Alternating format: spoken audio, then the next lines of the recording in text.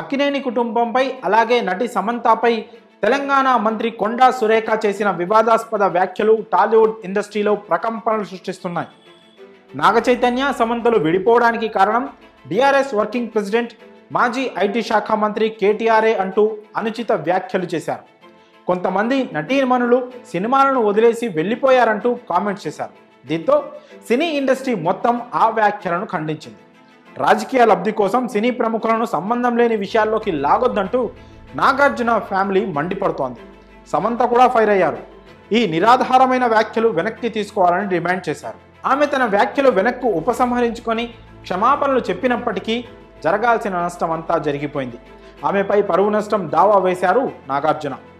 తమ కుటుంబ గౌరవాన్ని ప్రతిష్టను దెబ్బతీసేలా సురేఖ వ్యాఖ్యలు చేశారంటూ నాంపల్లి కోర్టులో పిటిషన్ దాఖలు చేశారు. ఇండస్ట్రీలోని ప్రతి ఒక్కరూ ఆమె వ్యాఖ్యలను ఖండిస్తున్నారు. ఇప్పుడు టాలీవుడ్ నటి రకుల్ ప్రీత్ సింగ్ కూడా తన గళాన్ని వినిపించింది.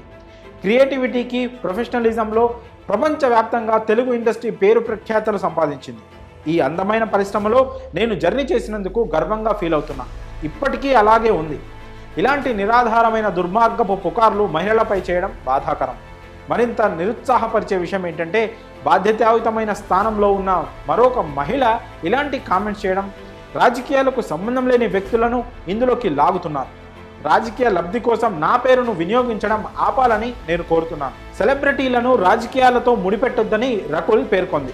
సురేఖ చేసిన వ్యాఖ్యలపై కేవలం అక్కినేని ఫ్యామిలీ మాత్రమే కాదు, సినీ ప్రముఖులు, రాజకీయ నేతలు, నెటిజన్లు తీవ్రంగా మండిపడుతున్నారు. మెగాస్టార్ చిరంజీవి, వెంకటేష్, జూనియర్ ఎన్టీఆర్, అల్లు అర్జున్, నాని, మంచు మనోజ్, విజయ్ దేవరకొండ, రవితేజ, సాయి ధరమ్ తేజ్, మంచు మనోజ్, సంయుక్త మీనన్, రామ్ గోపాల్ వర్మ, రోజా, చిన్మయి, ఖుష్బూ, సుమా కనకాల, రాజశేఖర్, శ్రీకాంత్, ఓదెల, సందీప్ కిషన్, బన్నీవాసు, కిరణ్ అబ్బవరం, శైలేష్ కొలను, ఇలా ఇండస్ట్రీ మొత్తం ఏకతాటిపైకి వచ్చింది. వ్యక్తిగత విషయాలను మీ రాజకీయాల కోసం వినియోగించుకోవడం సిగ్గుచేటు, బాధాకరం అంటూ ఫైర్ అవుతున్నారు.